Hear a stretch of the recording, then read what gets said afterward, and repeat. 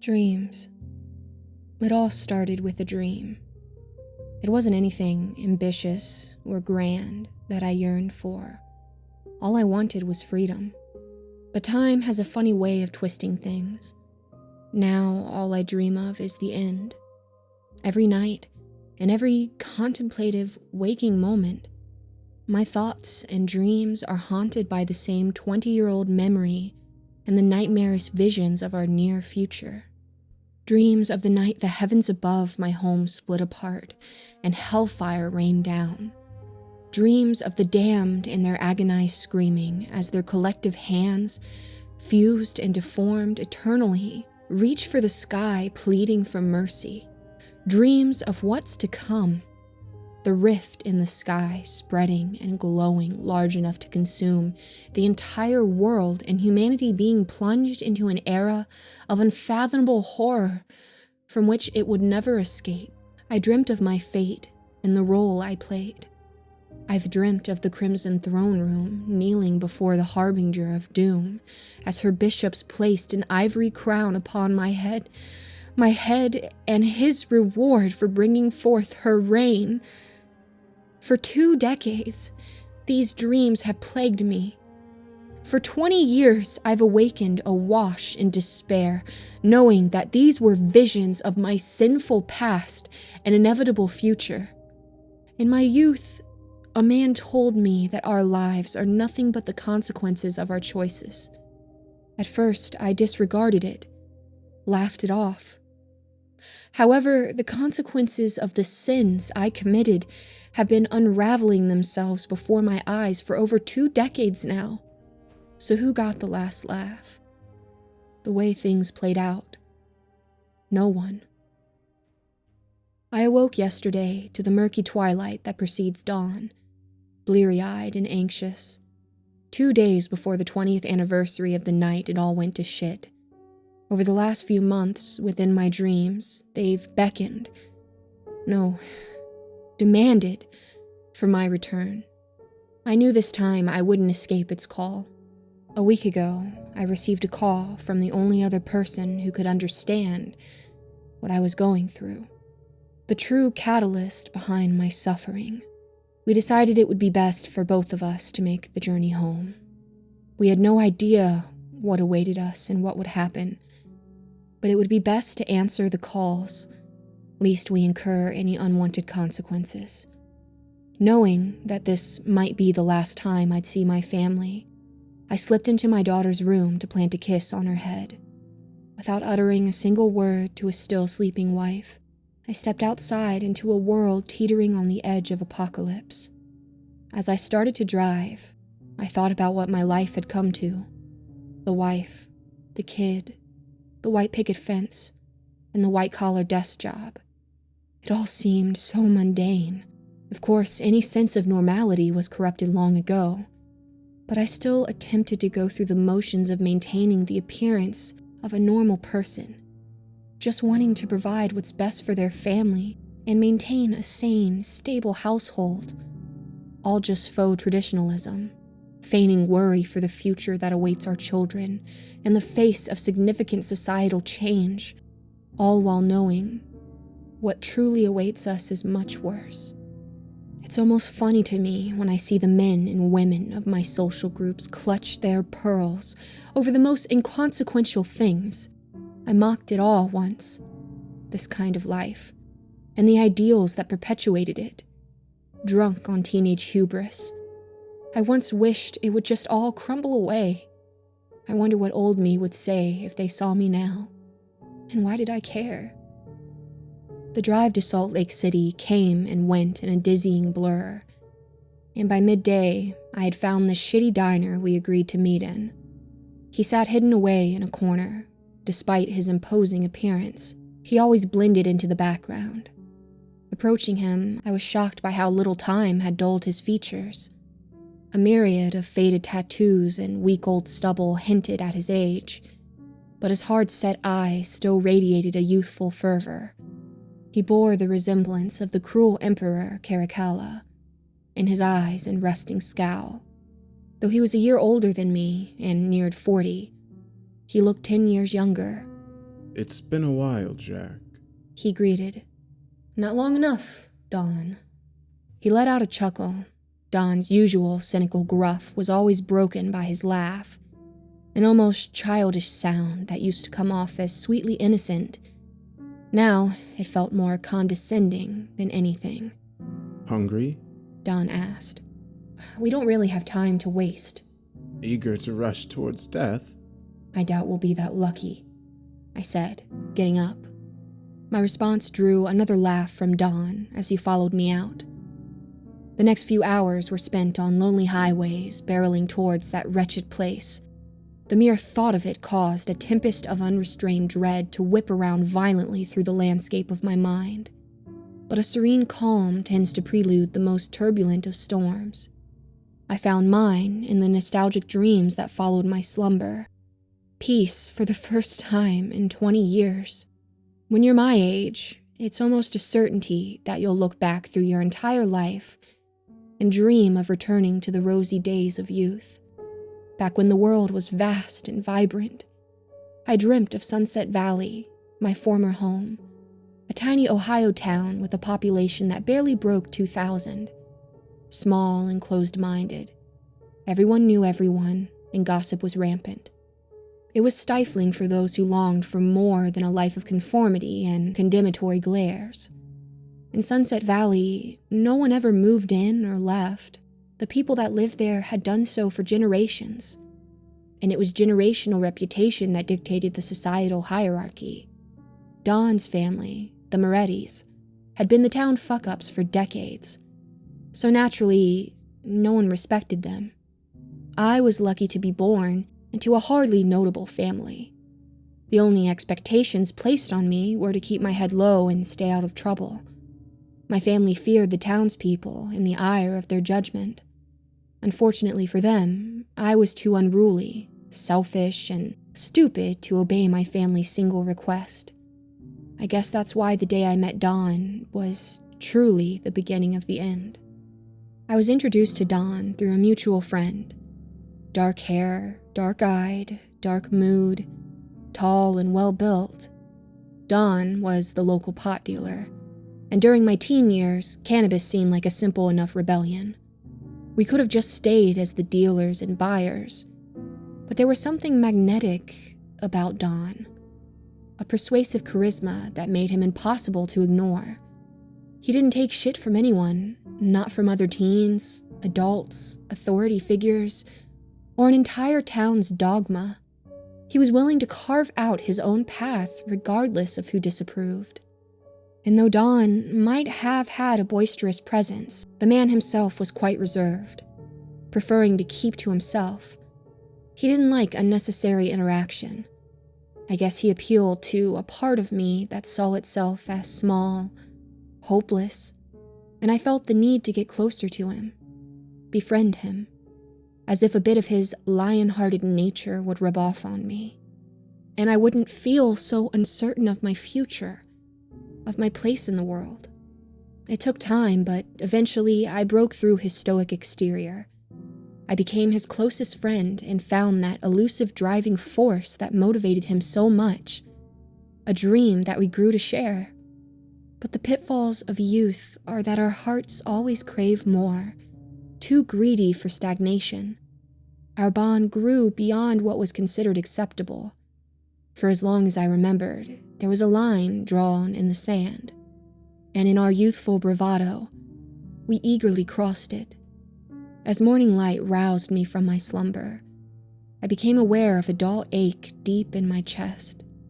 My eyes blurred, and I wiped away the tears beginning to form. For the first time in 2 decades, my dreams hadn't been plagued by horrors that befell my home, but instead yearning for the blissful, reckless days of my youth. Anger set in when I realized that not even the passage of time had weakened his influence over me. I turned to face him. I was angry that I couldn't bring myself to hate him, that he made me ache for something that had died and been buried decades ago. I was mad because I didn't know if he felt the same, or if it was just the last remaining shard of a long-forgotten past. I tried to tell myself that I wasn't the only one at fault. Not entirely, at least. just like an accessory to murder. I stood complacent and watched the perpetrator commit his crime. That is my sin. Can't say I wasn't warned, though, so I'll just take my share of the blame. If he was aware of my current resentment, he didn't show it. Don just yawned and asked if we could switch places. I took the wheel as he tried to get comfortable in the passenger seat to rest. I drove for a couple of hours before the pains of hunger forced me to pull into a nearby rest stop. Its run-down diners and shops looked far more appealing than ever. I took only a few steps outside before I felt the sensation of being watched. I spun around to face the nearby woods. However, it was from my periphery that I finally saw movement. Shaky and wholly unnatural, I turned to face it and was met with the sight of a contorted figure peeking out from behind a tree. It noticed my gaze and tried to move closer, its malformed bones splintering and cracking beneath its pale flesh. The way its limbs strained and contorted should have been impossible for any healthy organism on this earth. Anyone else might have brushed it off as a severely injured animal hobbling about, but I had seen them enough in my dreams that I knew to recognize their sporadic movements. I rushed back into the car and floored it out of the rest stop as I shook Don awake. What is it? Don asked in a groggy voice. I don't know, but I saw something. Something wrong. Jesus, Don. It was all sorts of fucked up. Saw what? What did it look like? I think it was one of her scavengers. Don was fully awake now, brows furrowed in concern. Well, shit. You've seen them too, then. The flesh constructs. In my dreams. Well, I guess things are getting down to the wire. The fuck's that supposed to mean? It means that the things we've seen in our dreams are starting to bleed through into reality. It means we, and the whole world, are officially on borrowed time. So that's it then? Are we just willingly marching towards our death? Ours and everyone else's? Christ, Don. I've got a family to worry about. What about them? I should just turn this car around and try to— You know you can't do that. You've had the dreams. The ones of being dragged back to sunset and into the gates of hell. You know what will happen if we turn back. So what the fuck am I supposed to do? Not much you can do. I've been planning something for years now, but I'm not sure how that's gonna play out in the end. Once again, what the fuck does that mean? Don only answered with an indecipherable smirk. With that, he settled into silence, and I chose not to press him farther. It didn't matter anyway. Soon enough, we'd be in the presence of her unrelenting evil, and our lives would more than likely be forfeited to her. So I chose to sulk and spend the next few hours driving quietly. The sights and sounds blurred together into an amalgamation of empty highways, a noisy car engine, the acrid smell of gasoline. When it was my turn to switch with Don, he suggested pulling over so we could both get some rest. And since we were ahead of our schedule, I agreed. We drove into one of the many seedy motels that dotted all the highway, and I threw myself on the undoubtedly filthy pull-out sofa bed. So, what have you been up to these last 20 years, Jack? Don asked. I considered not answering him, but I was curious to know the same about him. Nothing of note, at least. I'm just living my life as normally as I can. I saw the edge of his eyebrow twitch, as if he was expecting my answer, but still could not completely hide his disdain. What about you? After sunset, I ran with a gang. We stole art from rich art collectors for other rich art collectors. Ah, yes. Don Moretti and his penchant for thuggish behavior. The edges of his mouth creased in a subtle grin at my remark. Well, that only lasted about a year. I made decent money, but it wasn't sustainable. Shortly after, I found a different group to run with. Well, more like a small organization. An organization? What kind? Investigative, kinda like private detectives, but they looked into things regarding the occult, supernatural shit. I held back a laugh, an action that drew a glare from Don. It softened and faded from his face as fast as it had formed. Don't tell me that after everything you've seen and experienced, you're still a skeptic. Come on, Jack, I thought you were smarter than that. No, you're right. It just seems kind of ridiculous. So, did anything come of it? Yeah, actually, it wasn't easy, but I think I found something that can point us in the right direction. So, what is it? I don't think it does you any good if I told you everything. I think you should get some rest, and we can discuss it in the morning. What makes you think you know what's best for me? If you did, I wouldn't be in the shit I'm in right now, I said through gritted teeth. Don's face hardened, the rising anger apparent in his face, but the attempt to quell it was just as visible. You know, Jack, I've put myself through hell, far more literally than I'd like, all to find a way to deal with this. I know you've had it hard these last 2 decades, but at least give me the chance to fix things. A rising wave of anger jolted through me at his tone, the way he talked down to me like a child. But I did my best to quell it. Whatever, Don. Let's just get to bed. There was just one thing I couldn't let go of. A suspicion that had been brought to the surface the second I reunited with him. Have you killed anyone since we left Sunset? What, you want a fucking list? I didn't. Instead, I was content with letting us fall back into the all-too-familiar silence and let our grievances sink to the bottom of some murky pool that neither of us had the energy to acknowledge at the moment. Though a myriad of fears were flooding through my mind, exhaustion was the most prevalent of burdens. I could deal with what awaits us in the morning. For now, I'm content with letting the hum of the ceiling fan lull me to sleep and let the ghosts of memories long past haunt my dreams. A kaleidoscope of memory cycled quickly through the dreamscape of my mind, pausing for painfully long on the moments that defined my life and foretold my downfall. I was forced to relive them with unsettling lucidity. I saw the old forsaken town of Sunset, that inescapable place daring me to break free from its grasp, and how I swore I would, how Dawn promised we would. And then I recalled us, the night that defined us.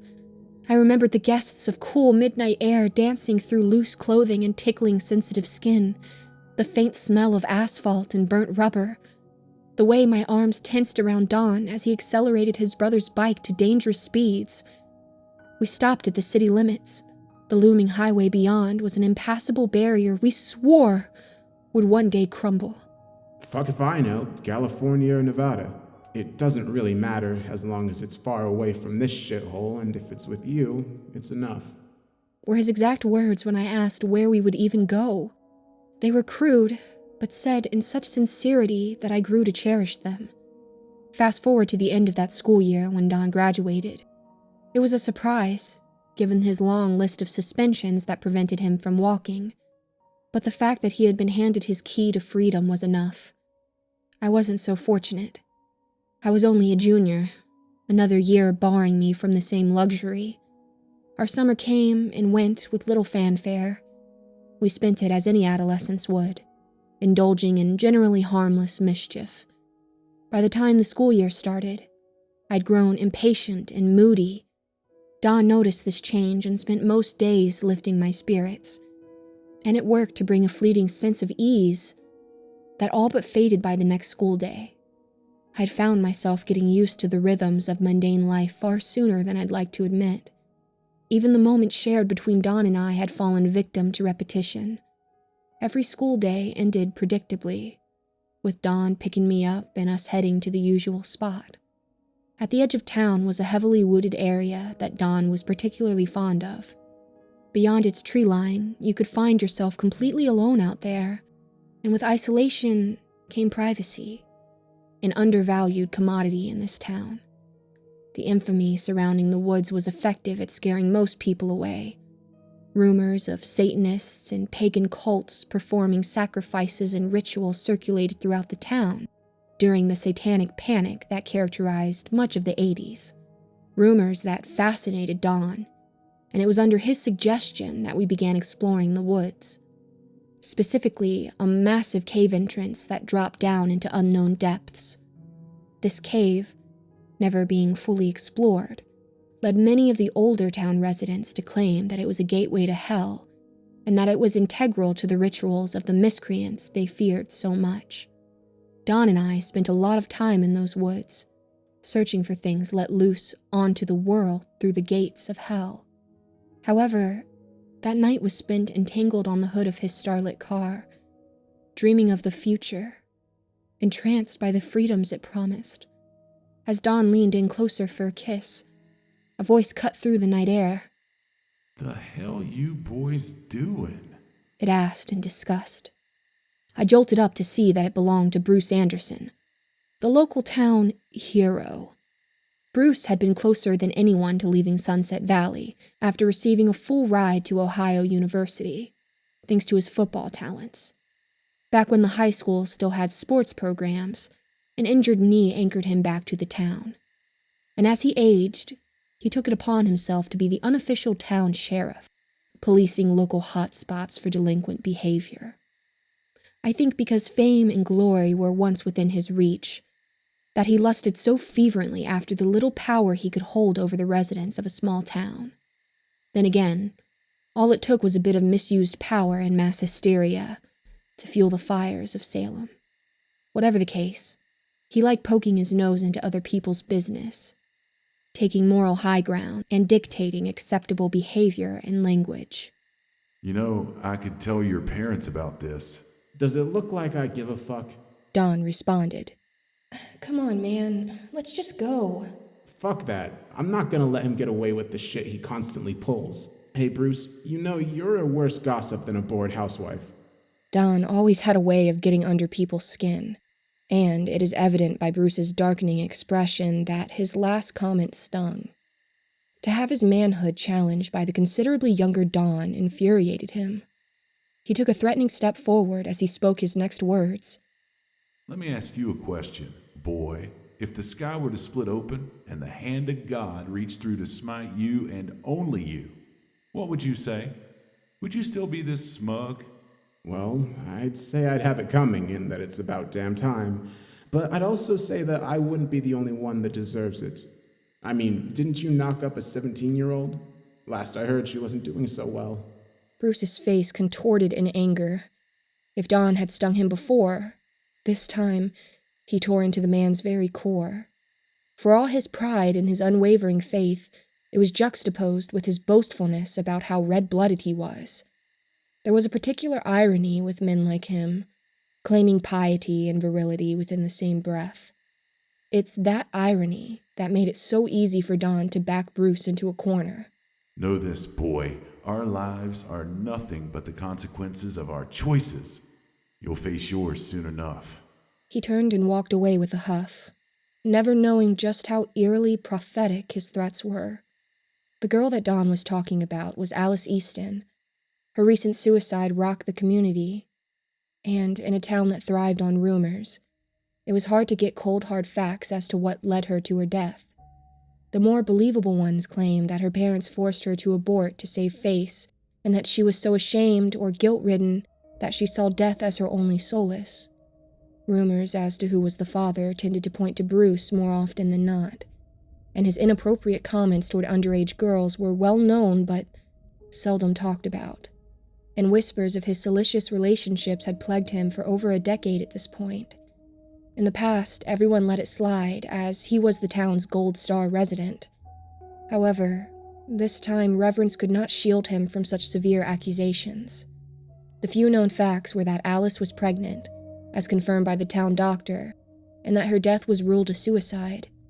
This was only one of Bruce's many sins, a foolish man layered thick with hypocrisy and unintentional irony. If only he knew he too would face his consequences soon enough. I like to think that everything is bound together, like a spool of thread, and all it takes is a little tug to set off a chain of events that makes it all come apart. Causality, or whatever force people want to name it. The effect is always the same.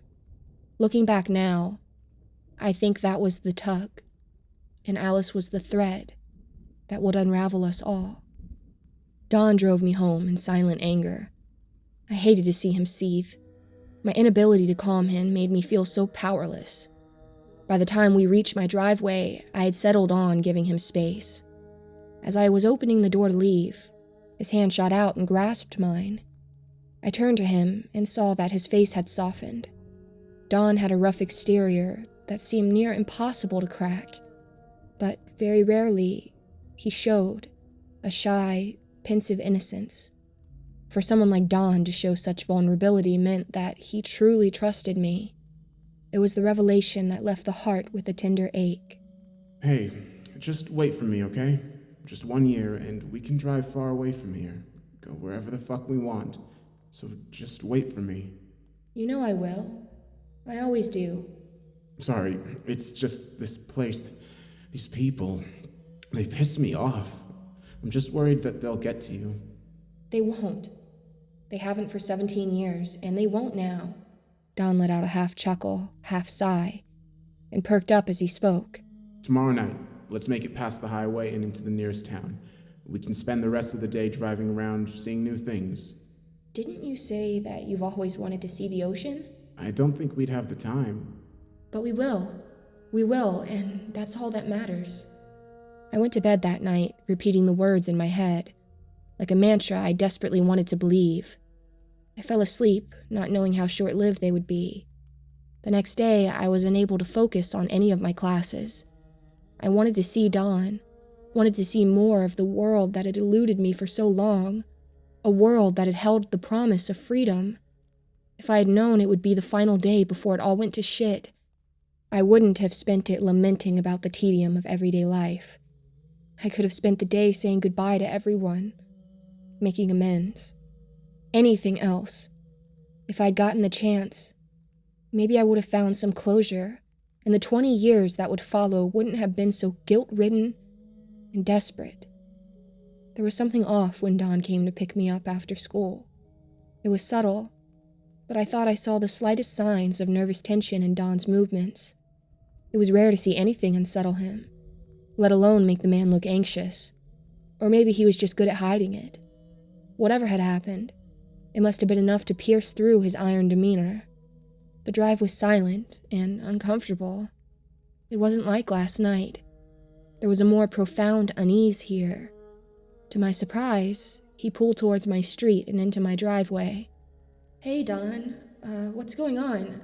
I thought we were... I need to do something real quick. Can you wait for me? Just a bit longer? Don cut me off. Sure, I said uneasily.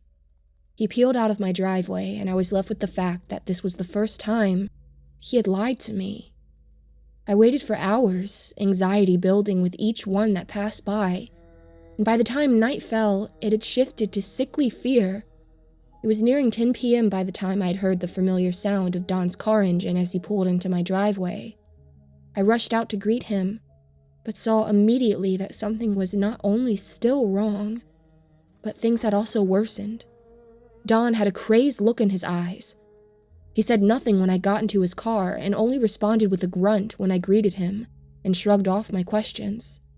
He started the car and drove towards the woods, instead of the highway like I had anticipated. Don finally pulled over as we neared Hell's Gates cave entrance. I fucked up. I fucked up big time. What do you mean? What happened? My questions and pleas were met with silence, and instead he led me to the trunk and popped it open. I peered in and nearly doubled over trying to hold back the urge to vomit. Waves of nausea radiated throughout my body as I took a step closer. The inside of his trunk was stained with blood, some of it pooling at the corners. But the thing that struck me the most was the glazed look in Bruce's eyes and his partially exposed skull slick with crimson. With another thread pulled loose, the world around me began to unravel. I jolted awake with the sound of the motel door being flung open with incredible force. I tried to get up to confront the intruder, but my body was locked in place by a tremendous weight. I was completely paralyzed, unable to even open my eyes. The stench of death wafted into my nose as I felt a being approach the foot of my bed. The sound of contorted limbs snapping and tearing preceded the arrival of the creatures I had encountered earlier, the scent of awful decay accompanying them. Several beings now stood in the room, Their unintelligible whispers rose to shrieks that reverberated throughout my entire body. I was on the verge of cracking from the sheer sensory overload when a voice, otherworldly in its tone, spoke and deafened all the others. I recognized it, having heard it in my dream. "She who sits upon the crimson throne awaits," it said. The crushing weight subsided, and I rose to gaze upon the being. It stood there, levitating several inches off the ground.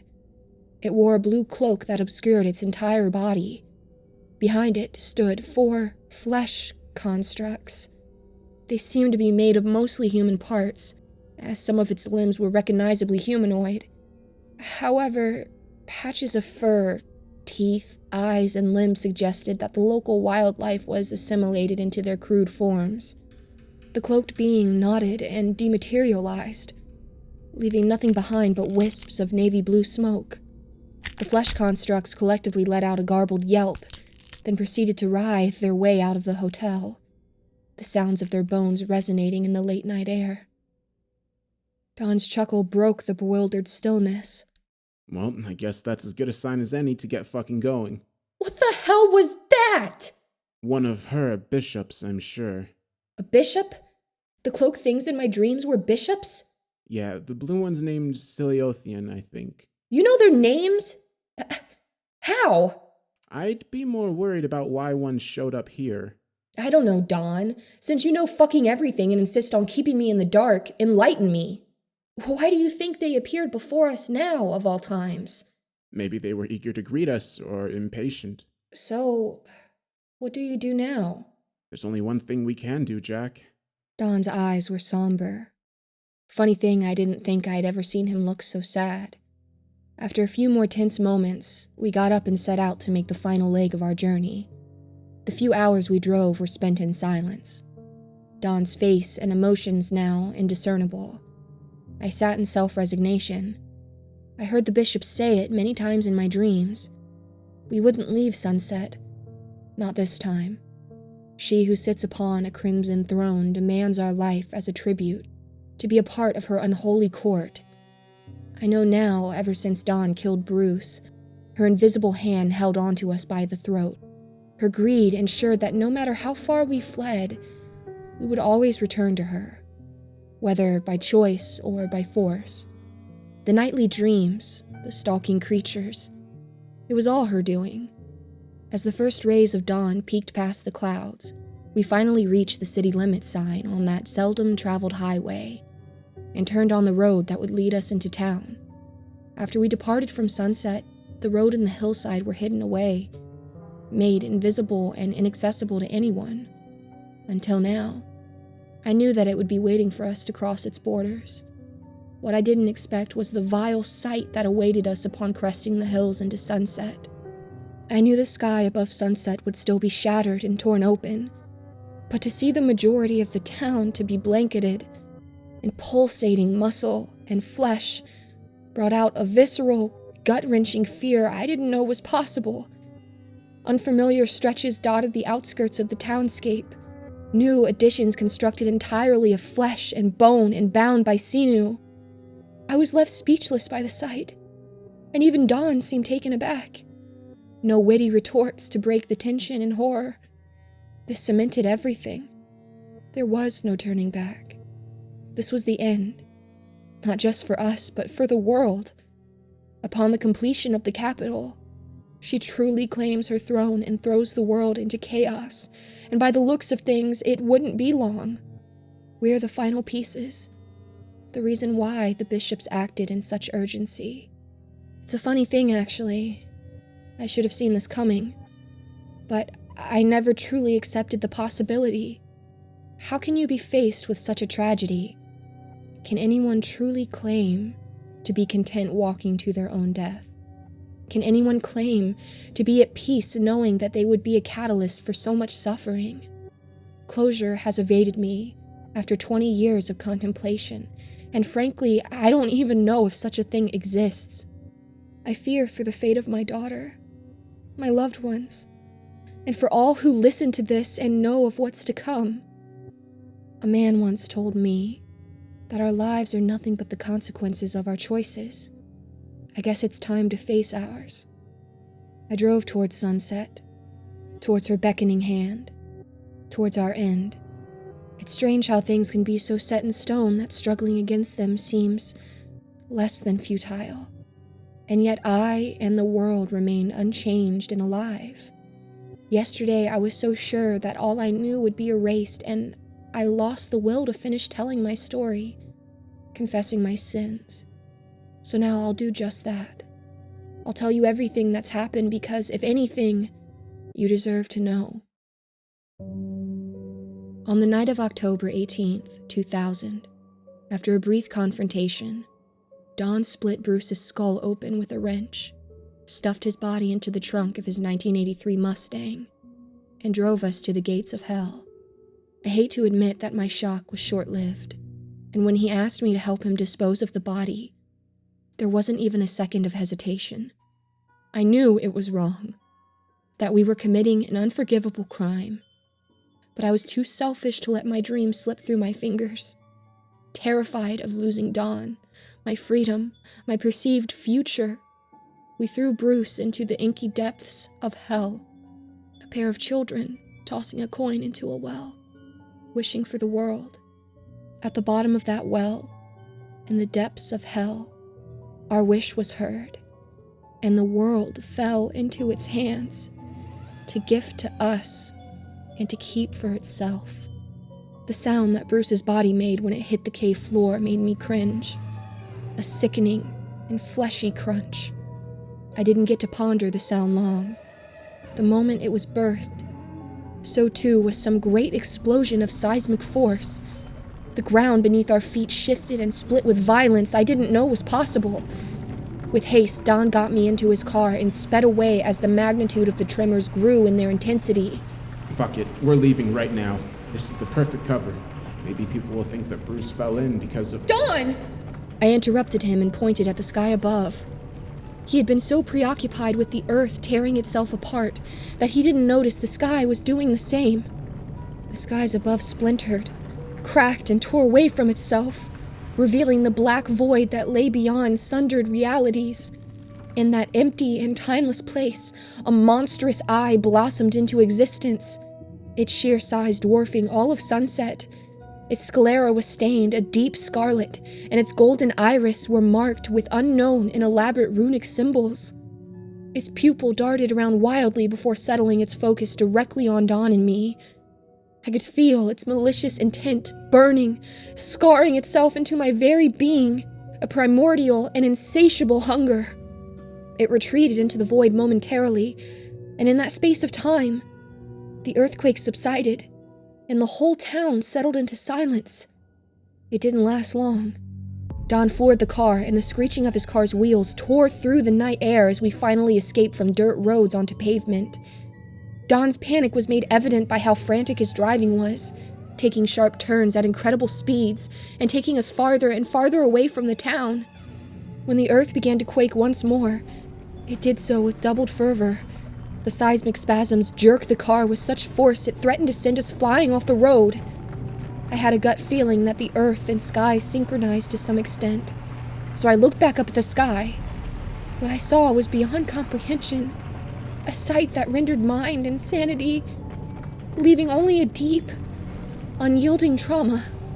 A colossal, grotesque hand was beginning to reach through the rift.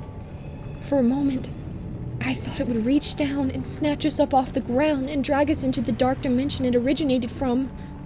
The fear was so pervasive that I couldn't even let out a scream. The breath caught in my throat, and my heart hammered with such speed and force that I feared it would burst from my chest. I let out a harsh sigh of relief when I saw that the hand was not reaching for us, but instead the town center behind us.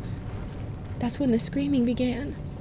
The collective screams of a small town roused from its slumber, only to be seen that the heavens above had been ripped open and hell itself was bleeding through.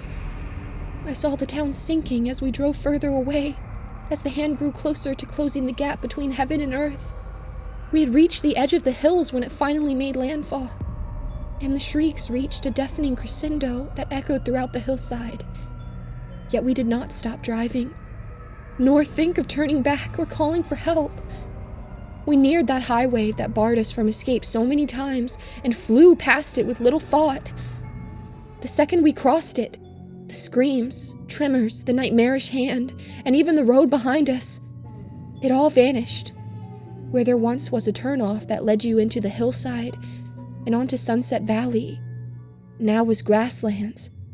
The hillside where Sunset should have been was nothing but thick forest, untouched by man for centuries. A whole town. Thousands of lives, all erased in a few moments, swallowed up by the creeping void, the impermeable darkness, an otherworldly tyrant, and our juvenile greed. We drove in silence. The longer we sat in that stillness, the larger the gap between us grew. By the time the car was running on fumes, and we were forced to pull into a gas station, I knew that Dawn and I would never be the same. We stayed together for about 4 months after that, hopping from hotel to hotel, odd job to odd job, and city to city. I never heard anything about Sunset Valley, though it's not like I ever asked. Dawn and I never talked about it, tried to bury it, leave it behind, but the dreams never let us forget. One day, while Dawn was working, I just walked away, caught a bus, and left for California. Despite it all, I somehow found a way to fall into a facade of stability. It all went by so quickly. Every waking moment was a blur. My whole life fast-forwarding before my very eyes. When did I meet Rachel? When did I get married? A white dress, red roses, a child born, my daughter's first words. When and how? I don't know. It was all simultaneous to me. It was only in my dreams where all was truly clear, lucid, real, when the realities between the waking world and slumber bled into each other and became one. That's when the trance I was in finally dispelled. What now? How do I move forward when I spent the last 20 years on autopilot, distant and disconnected from reality? Maybe that's the nature of trauma, locked in that perpetual state. When I reunited with Don a few days ago, I thought I could never forgive him. In the diner, where a single smirk carved into his handsome face was enough to leave me in reminiscent awe, it was still far from my mind. On the drive to Sunset, through countless miles spent on highways and rundown gas stations, I dreamt of our best moments. The grip of anger never loosened. It redoubled in frustration at what was lost and what could never be relived. And when we crested the once hidden hills of Sunset and gazed upon the corpse of our old home and saw that it became the foundation of a flesh-bound capital, I fell into crushing, soul-rending despair. Now that it's all over, I'm glad I got to see him one last time. I hope that he found some solace in the end. I couldn't have made this journey alone. I wish I could go back to that moment, atop the hills overlooking Sunset, looking down at the hell below. I would have let him know that he wouldn't face this alone, that I all wanted to finally move past this. Instead, we both descended into that town. No words, or even an acknowledgement shared between us. When we reached what was once the main street, we stood in awe at how it had changed. Storefronts and offices were now blanketed in raw meat and pale flesh. The floor itself was one pulsating organic mass. The car stalled before we reached it, and we were forced to walk on its grotesque surface. I cringed every time I felt blood vessels and organs squirm and burst under my weight. Don walked ahead with unsettling confidence. I struggled to keep up and called out, asking for him to wait. For what? We're out of time, Jack. Take a look around! He paused and scouted the area, taking only a brief moment to acknowledge the gathering horde of flesh constructs. The creatures gazed at us, through a myriad of eyes, with curiosity, but kept their distance. They were only here to witness our arrival and had no interest in impeding our trek into the Crimson Throne Room. We walked quickly through and headed towards the woods, not wanting to see what our home had been terraformed into. I got a closer look at the new structures as we passed them, and realized what they were. Ribs. It was a massive rib cage. Bits of sinew and viscera clinging onto them, encasing the entire town. I didn't care to find out what nefarious purpose they had. We reached the edge of the woods. Here, the forest was mostly free of the flesh that had grown over the rest of Sunset. The exception was a single path scabbed over with diseased tissue. Its stench was near unbearable. So we decided not to walk on it and instead took an alternate route alongside it, knowing well where it was leading us to. We walked in silence, just like so many times before, and it was infuriating. Don would either withdraw into silence or explode into hostility when confronted with extreme stress, but I wasn't going to let him get away with it this time. Hey, slow down. I'm not going to let you keep getting away with ignoring me. Not after... After what? After what you've done! I fucking knew it. You blame me for all of this shit? You of all people! Because it was your fault! You were the one who killed Bruce. It was your idea to dump him in that fucking hellhole. It was all you. All because of what? Don lunged at me. I tried moving out of the way, but his speed was incredible, and I couldn't dodge in time. We both went down and tumbled down into a nearby ditch. Don pinned me and got real close to my face. Anger, desperation, and anguish above all shone in his eyes. Bruce was the one that came to me. I wanted someone to take the blame for Alice. He demanded that I confess to being the one that knocked her up, to clear his name, and if I didn't, he'd tell everyone about us. I was scared. Of what? Of being exposed? I thought you, of all people, wouldn't care about something like that. I thought you, of all people, had the strength to stand up to him. Don was taken aback by my words. As his grip loosened and he retreated into that seldom-seen, timid persona, I broke free from his hold and shoved him away from me. I pushed my back into a corner, trying to create as much distance as possible. Don's stern expression softened into one of sorrow. His voice was calm and melancholic as he spoke. You're right. I didn't, and I still don't care what others think of me. I wasn't scared about me. I was afraid of what could and what would happen to you. Idiot, you still had one more year bound to that place. The thought of what could happen to you in that year, the thought of you being hurt, the thought of losing you, it terrified me.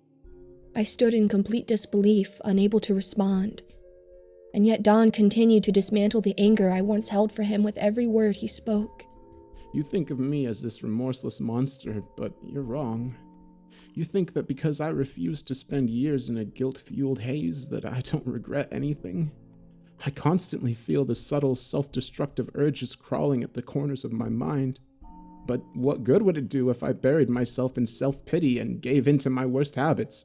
Numbed it all, booze, sex, and drugs? Or worse yet, forced myself to fall in love with the rest of society and hope that it fills in the cracks? What would I gain? The only way for me to move forward is to cut away the past and take each step of my own accord. I'm a selfish fuck, I'll admit it. I wanted it all with no compromise. I wanted you by my side to the very end. I wanted to defy every single person that looked down on me. I wanted to break free from this place. It's ironic, I guess. In the end, I still lost you.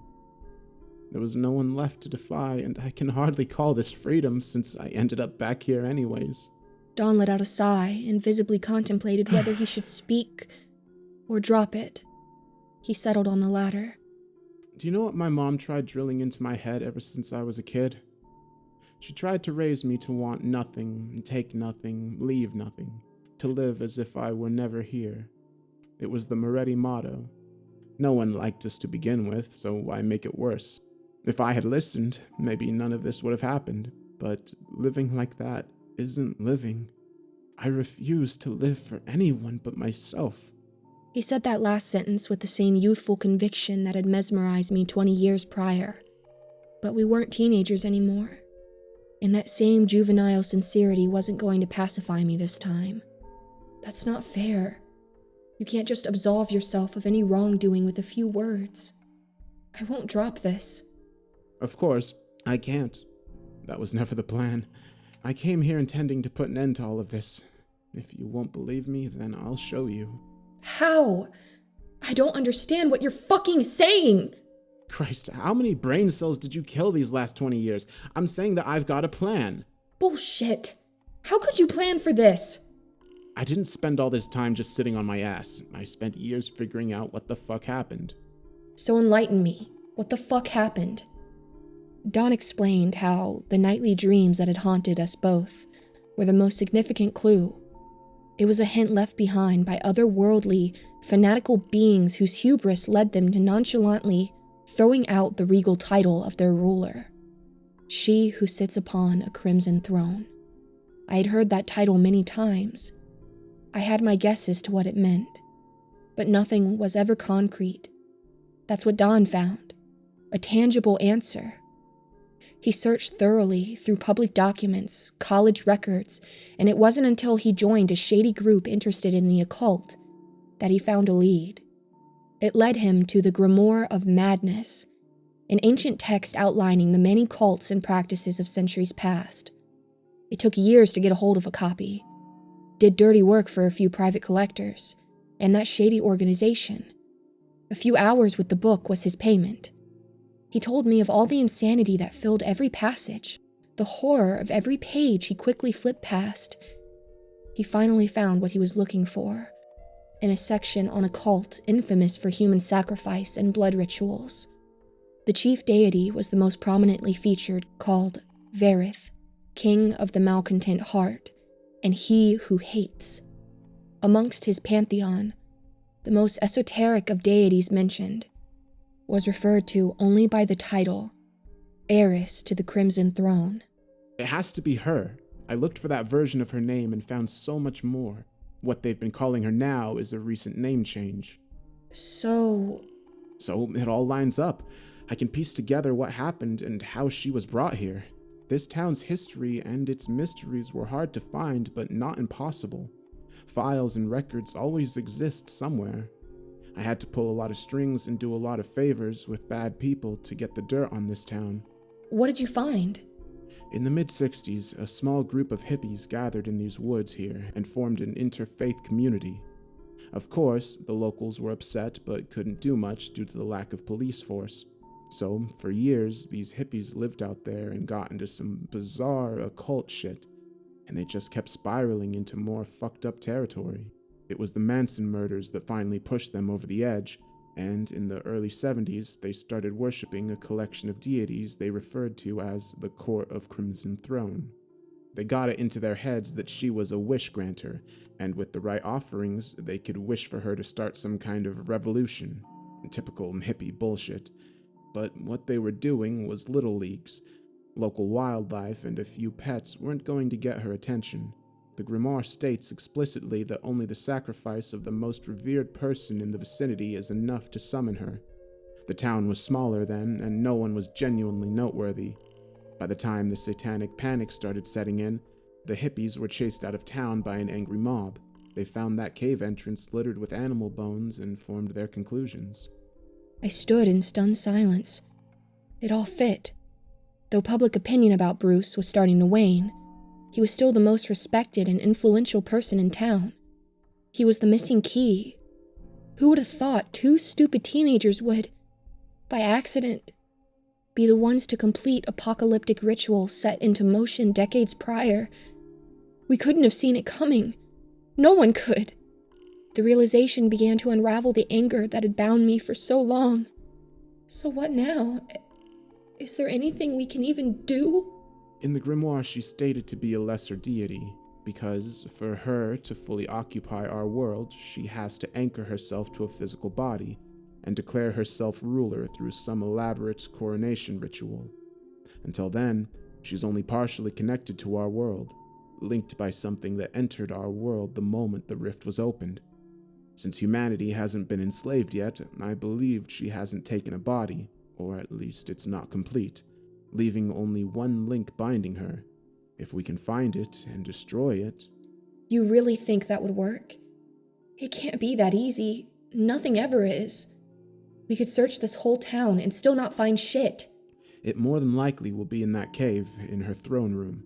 It's something foreign to our world. When we see it, we will know. Even if we do find it, what then? I don't see how you plan on destroying an artifact like that. Don patted the backpack he was carrying. This baby is loaded with a dozen grenades and a few incendiaries. Oh, and I still have this baby. Don waved around a revolver. I recognized it as his father's old Smith & Wesson Model 27, the steel glinting faintly in the filtered sunlight. I couldn't help but laugh at his plan. Typical Don. Dedicated years of his life to this cause, and that's the best he could come up with. And if it fails, what then? I do have one final contingency, but I'd rather not resort to using it. It took me years to get hold of this son of a bitch, so I'd rather hold on to it. But if the need arises, well, I'll just leave it in your hands. I mulled over my options and realized I had none. It was far too late to turn back.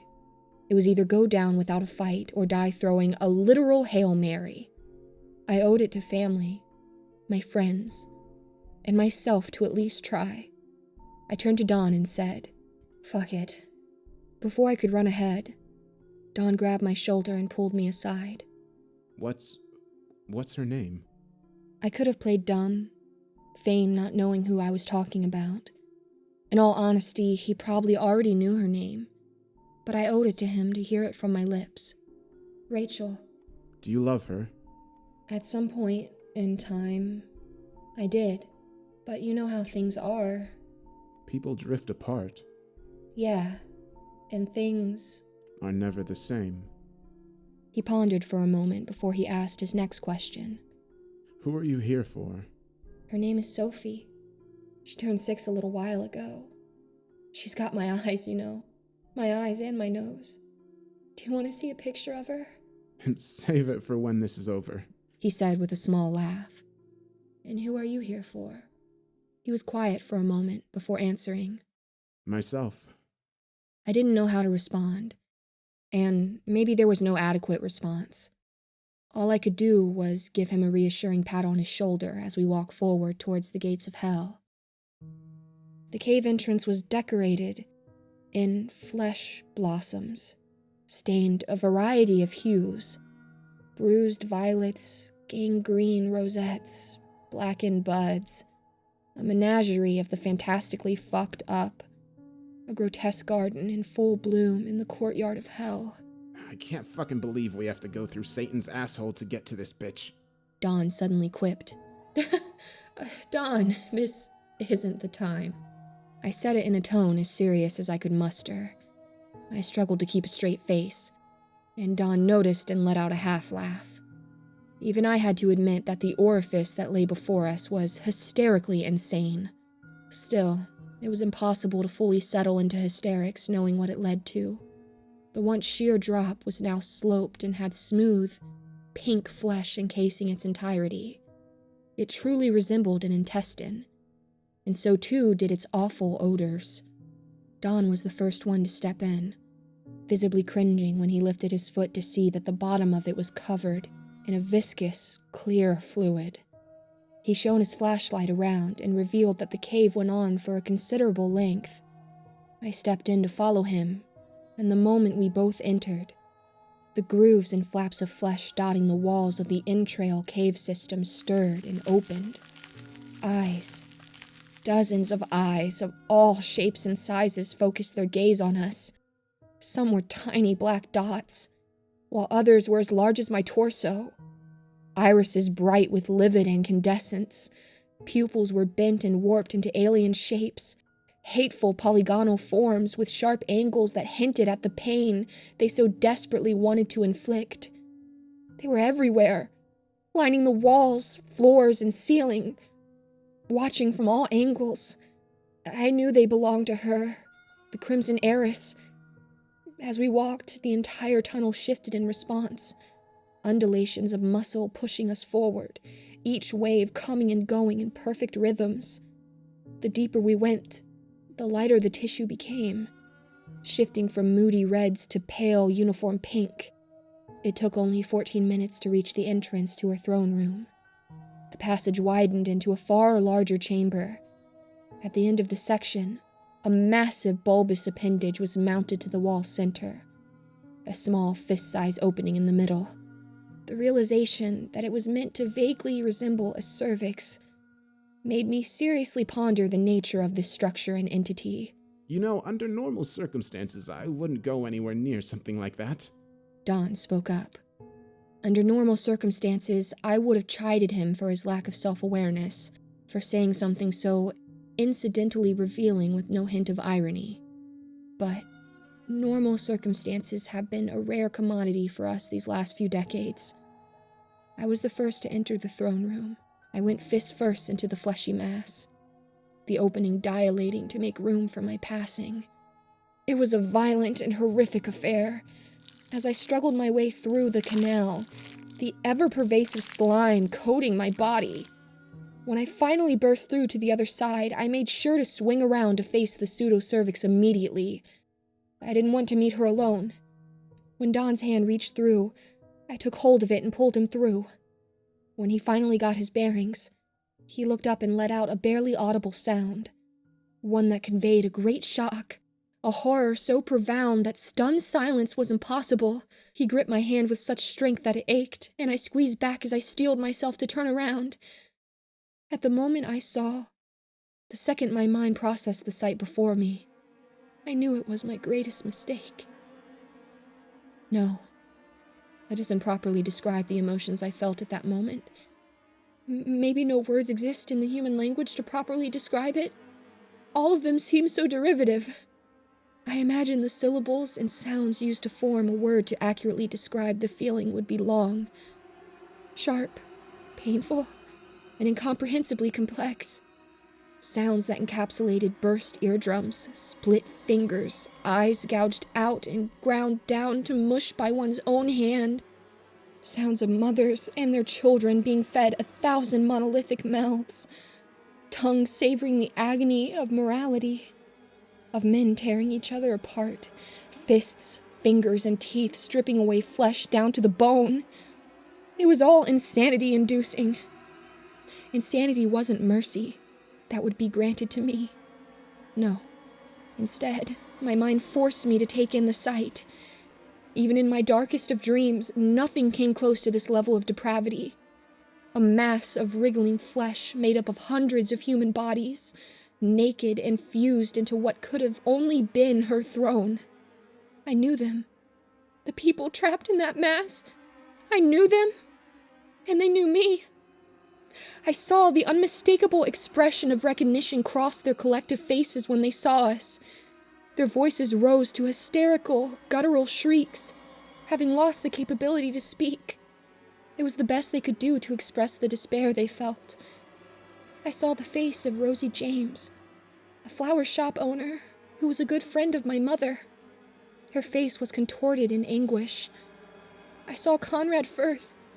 He was on his deathbed the night sunset fell. Having been a smoker for 30 years, he developed lung cancer. He fought it every step of the way. If he had died a few hours earlier, if only he'd thrown in the towel the second he was diagnosed. He looked upon us with unquenchable hatred. At the very base, acting as a trunk of sorts, was the contorted body of Bruce, a smooth black sphere buried deep in the center of his chest. His eyes darted back and forth between Dawn and I. I looked away. I couldn't bear it. They had all been alive, conscious, and in unimaginable torment for the last 20 years. It was a blessing that I didn't see the faces of my parents. If I had, I would have lost my mind then and there, torn my eyes out and bashed my head in. I hope Don was given the same mercy as I collapsed into his chest and he fell to his knees. We held each other and fell into a numb silence. Rise, said a familiar, ghastly voice. The blue-cloaked bishop levitated above us along with 3 other cloaked figures of varying colors. Red, yellow, purple. I guessed it was the rest of her bishops. What role would we be assigned in her court, I wondered. I didn't get to ponder it long as the blue one spoke again. Stand and face your queen. She has long awaited your arrival for the arrival of the Crimson Princes, future heirs to the Crimson Throne. As if possessed, we walked to face the throne once more. My mind reeled and struggled to fight against looking at that wretched thing once more, but my body refused to comply. A massive form now sat on the throne, mercifully obscuring the majority of it. Except for the base containing Bruce. It was her. She possessed a body that was a bastardization of the female form. Arms and legs devoid of flesh, revealing muscle and blood vessels. A massive pelvis consisted only of bone and 2 prominent, flayed breasts. Her head was severely misshapen, resembling the swollen heads of those that perished at sea, only to have their ocean-battered remains wash ashore.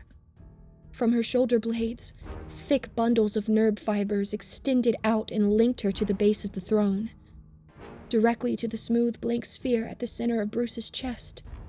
The most striking features were her eyes, scarlet, burning, marked with familiar eldritch runes. It was those very eyes that peered from the fractured realities, through the heavens above sunset and onto us. Those insatiable eyes that hungered for conquest, for dominion, for corruption, and the vilification of all she sat her hateful gaze upon. And so she spoke.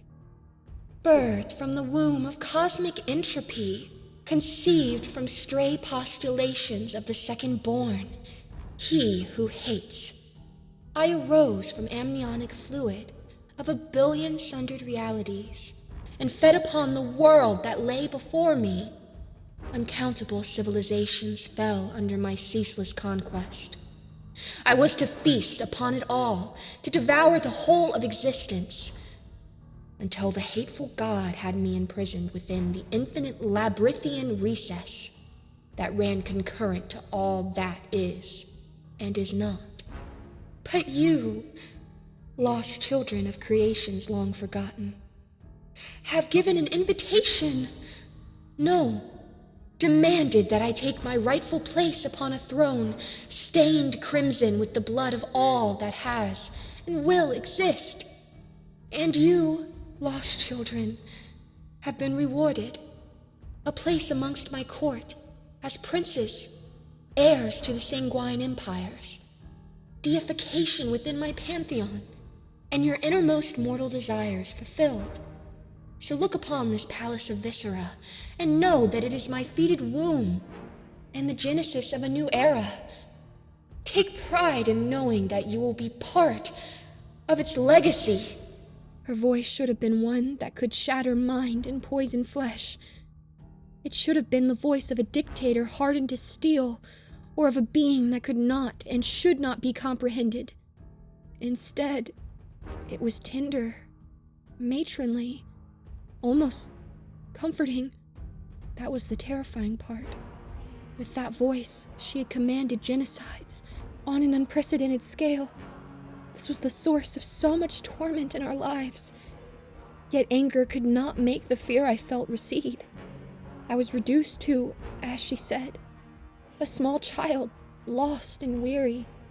I wanted to run away, bury myself in that misery that hung over my life for so long, and sink into apathy. But I owed it to everyone that suffered because of me to at least attempt redemption.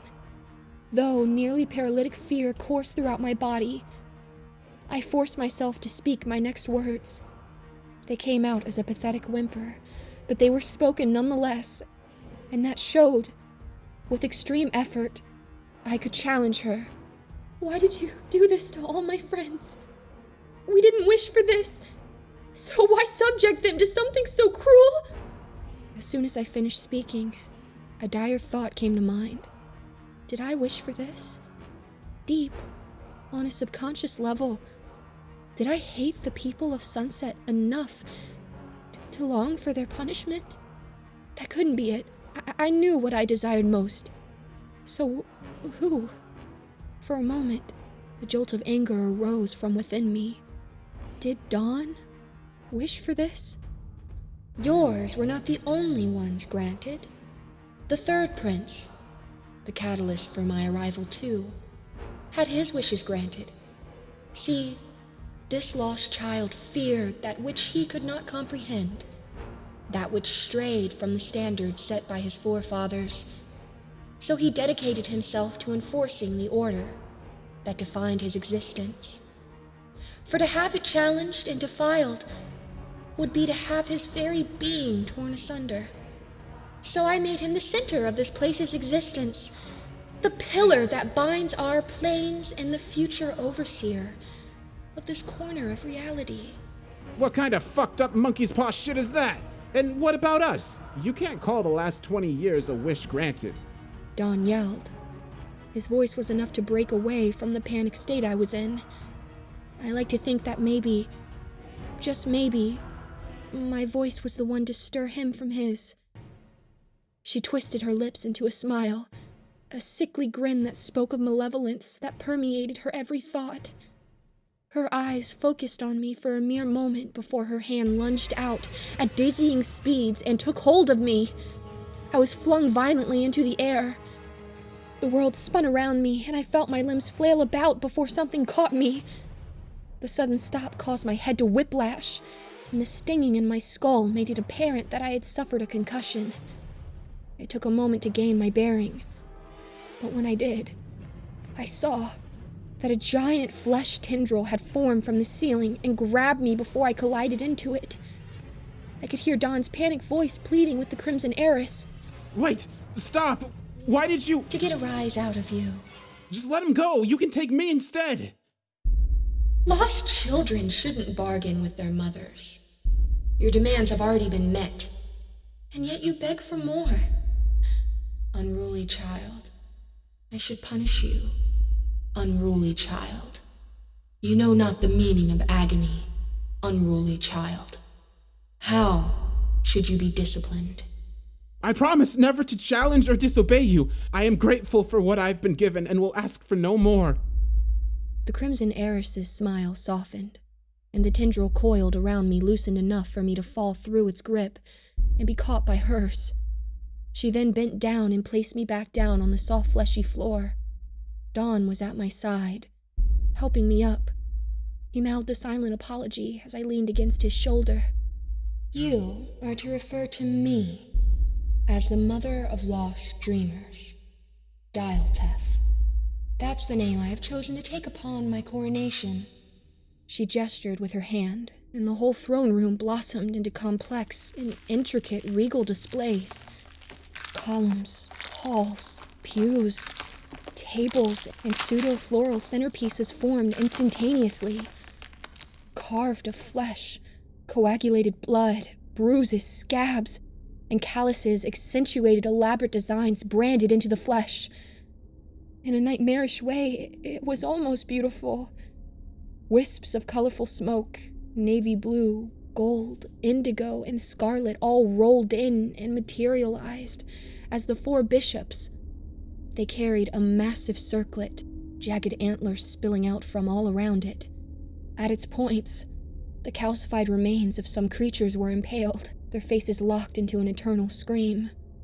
Most of them were unrecognizable as beings from this realm, except for one human one at its center, trophies from previously conquered worlds. The bishops floated towards Dialtef, intent on placing the crown upon her head. I knew when that happened, it would be the end of us all. I took hold of Don's hand and squeezed it, a gesture he returned. We knew that it was now or never. Don slipped a small object into my pocket, took his backpack off, pulled out a single pin, and flung it towards the base of the Crimson Throne. He let out a casual, almost comedic, "Hey!" as the pack soared towards Bruce. Dialtef turned her head around at the sound, her face contorted into anger at the sight. The way she was positioned made it impossible to intercept the explosives, or so I thought. She let out an incredibly fast and powerful kick and caught the pack with the edge of her heel. It must have been her intention to fling the bag away from the throne, but as soon as she made contact with it, it detonated. The explosion sent a deafening shockwave throughout the throne room, followed by a series of smaller staccato-like explosions and bright flashes. When they ceased, I could see the most of her right foot was obliterated, and the incendiaries had caused her calf to catch on fire. She turned fully to face us, leaning her weight on her remaining foot. Flames spreading to her thigh and her pelvis. Her face was twisted into an expression of pure rage, fury so profound it could never be truly expressed by human faces. Don gave me a quick, knowing glance, his eyes communicating an unshatterable resolve. His eyes telling me, "It's up to you now." He turned to run, and maybe he could have outrun the now seriously impeded heiress. But before he could even take the first step, 3 tendrils burst from the floor and lashed out at Don. He dodged all 3 of them with ease, rolling out of their grasp. As soon as he landed on his feet, 3 more tendrils burst underfoot. Don must have spent the last 2 decades honing his reflexes because his reaction time was inhuman, dodging and weaving out of the way at incredible speeds. He dove out of their reach and used his hand to pivot mid-dive out of the way of a new tendril that had formed.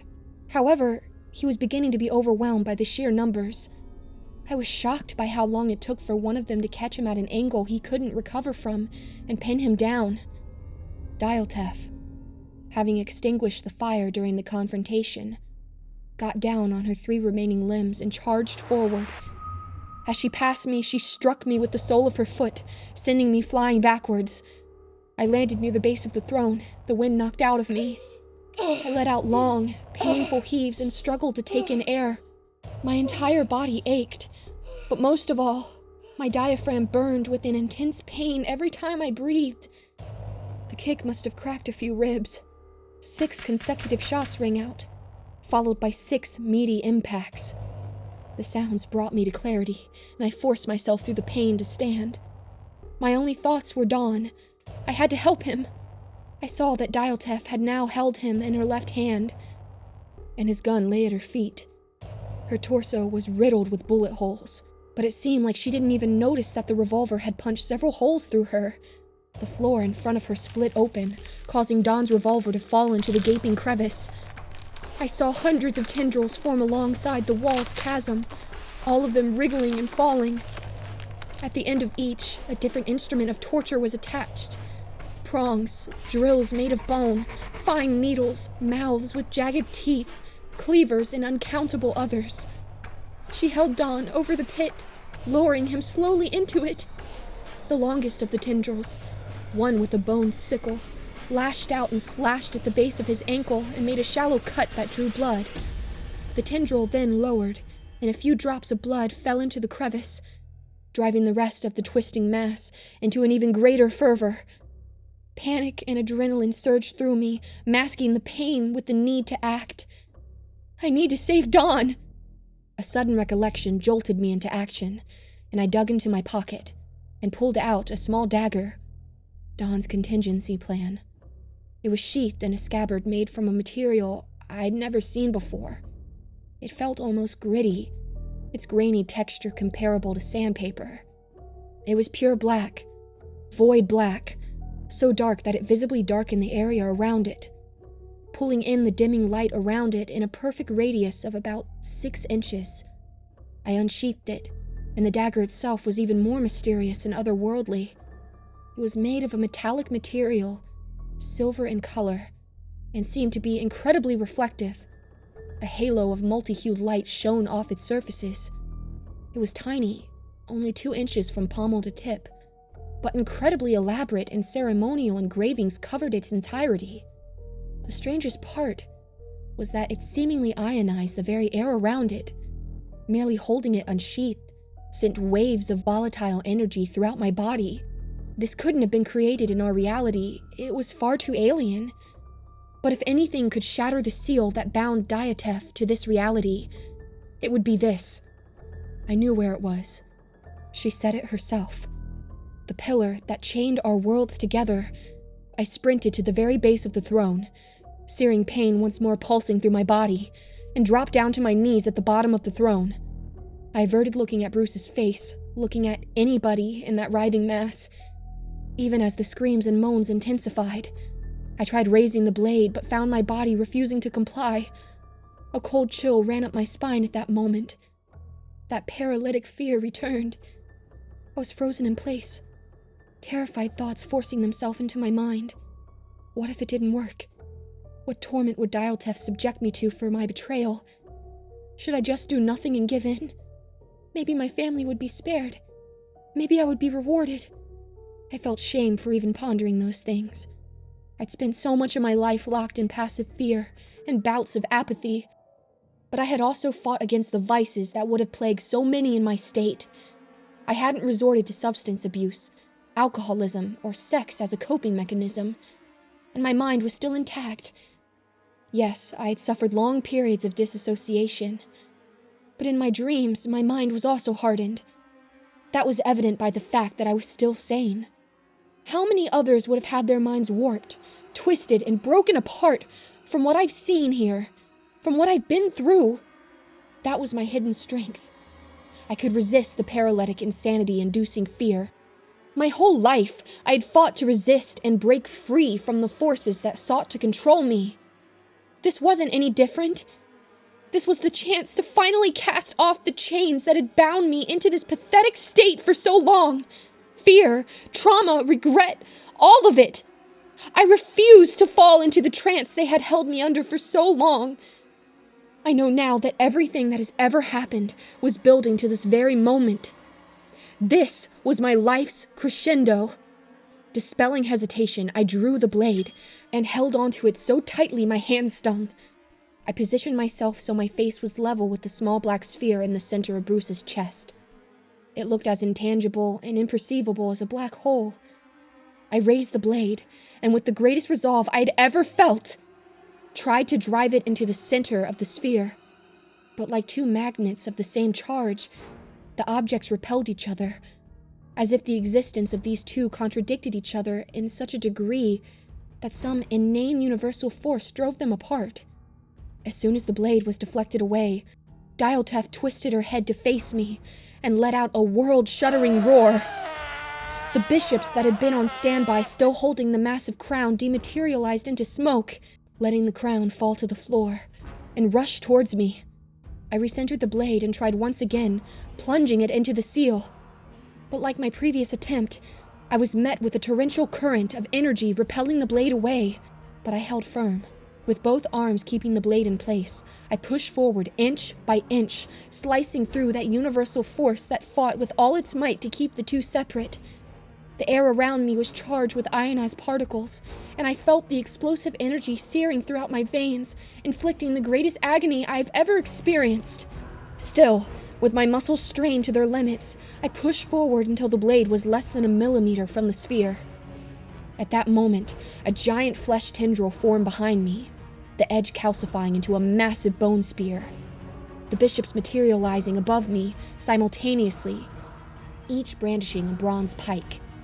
As all 5 of the pointed weapons were thrust down towards me, I used the last of my strength to throw the entirety of my body and its weight into one final push. I was mere nanoseconds away from being torn apart when the blade finally made contact with the seal, and both shattered instantaneously. The emanation of energy that was released must have shaken the very foundations of our reality. The throne immediately calcified into the ivory bone, and the calcification rapidly spread throughout the throne room, petrifying the bishops and the tendril in place, locking them into an eternal state of assault. Another scream ripped out from Dialtef, and I turned to see that she had dropped Dawn onto the still fleshy floor, narrowly avoiding the tendril-filled crevice. The tendrils themselves had ceased their violent flailing and instead spasmed meekly as they fell into the rabid calcification. I could see that Diatef's body itself was beginning to turn to bone, but much more slowly. She was fighting it every step of the way. Her foot and foot stump had already fused to the ground, and the calcification was spreading up her thighs. She was no longer mobile, and instead had drawn her hands to her face in clear distress. Though I was at the point of complete fatigue, and my body ached with the worst pain of my life, I ran faster than I'd ever run to Don's side and held him up. "We did it. We really fucking did it," I said, raspy and breathless. He let out a small, pained but sincere laugh. I could feel the tears beginning to form, but I pushed them back and instead rested some of my weight on his shoulder. I turned to face the throne. The faces of the people I knew and loved still fused into each other. They looked like marble busts, their expressions showing that their final moments of life. They felt relief. I was glad that I was the one to give them solace in the end. I really thought that would be the end of it.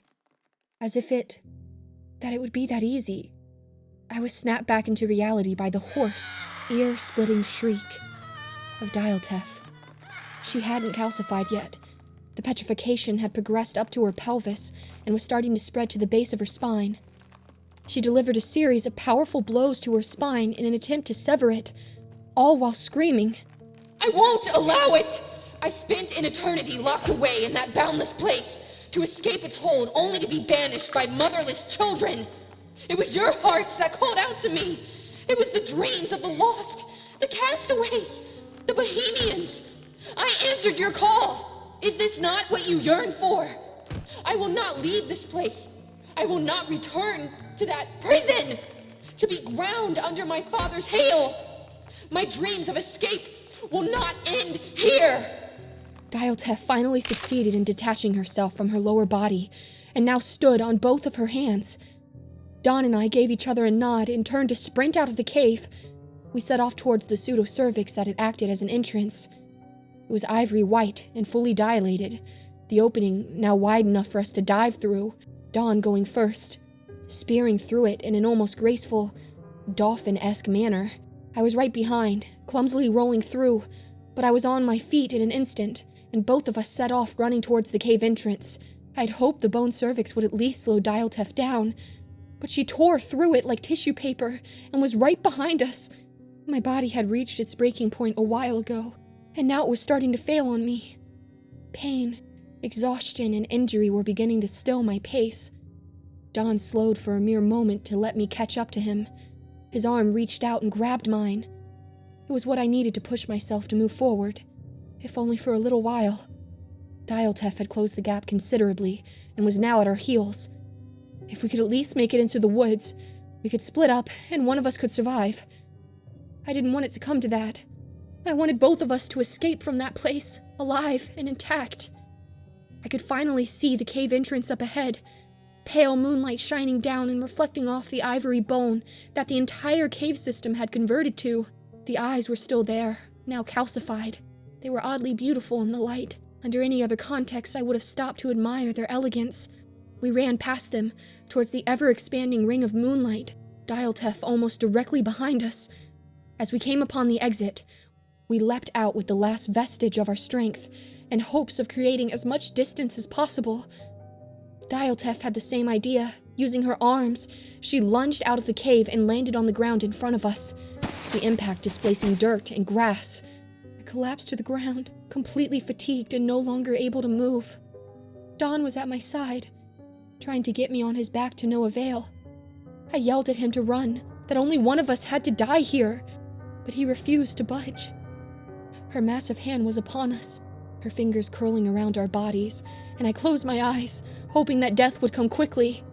I stayed in that still darkness, each second stretching out for an eternity. My heart hammered in my chest, each beat pulsating a dull ache throughout my body. My lungs and ribs burned with scorching agony every time I took a breath. At that moment, I was ready for death to still my pain.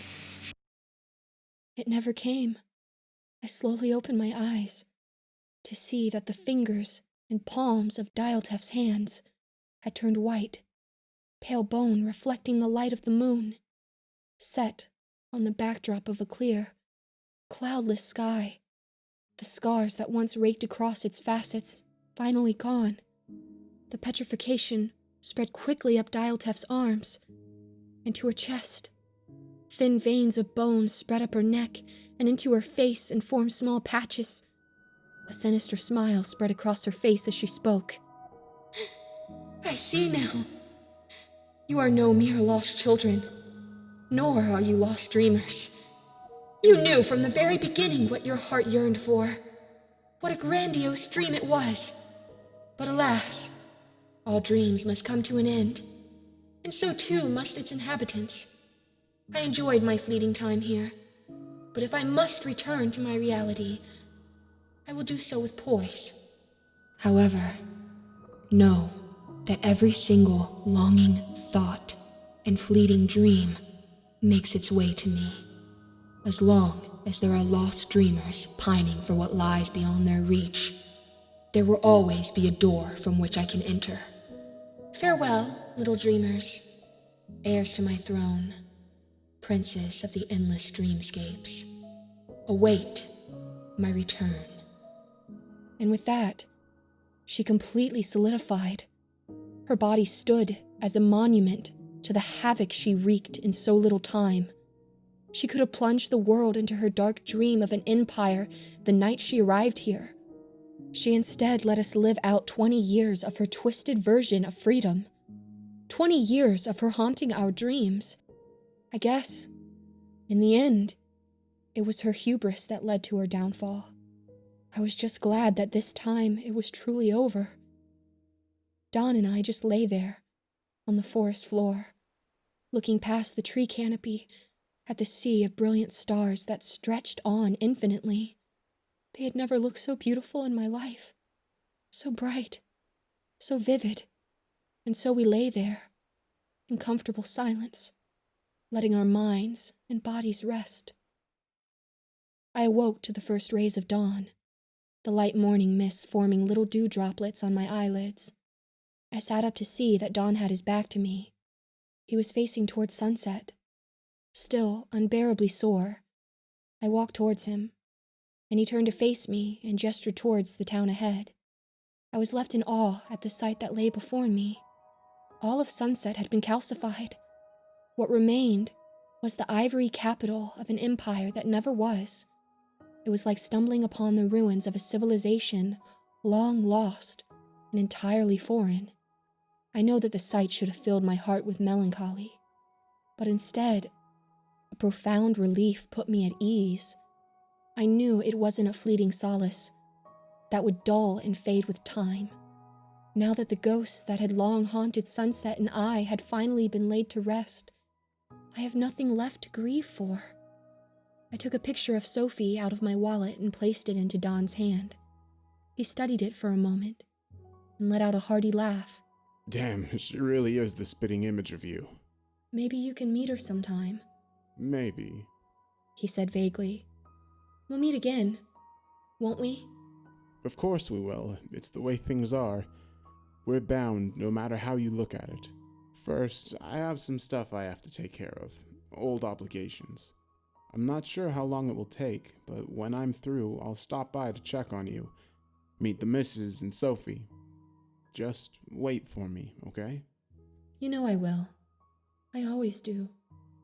Don insisted that I leave him there, that I make the journey home alone, that I needed the time to mull over all that's happened.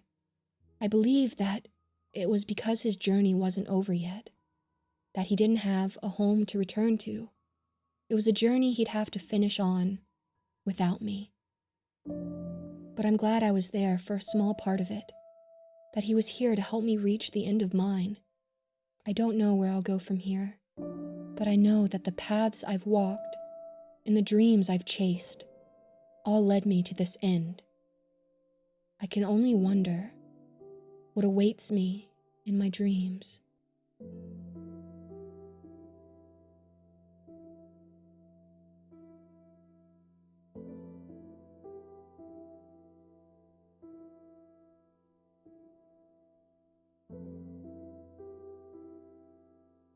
Hello everyone. Thank you so much for listening to my Halloween special. I would just like to say thank you to the author who let me narrate this story, Santiago Del Mar. They have a lot of other stories that connect to this apparently, and a lot that are centered around Don and his adventures after this point. So if you're interested in that, I'm going to link to their page in the description so that you can go and check out their other work. And maybe one day, we can hear more about Jack and Dawn. But until then, thank you so much for listening, and happy Halloween.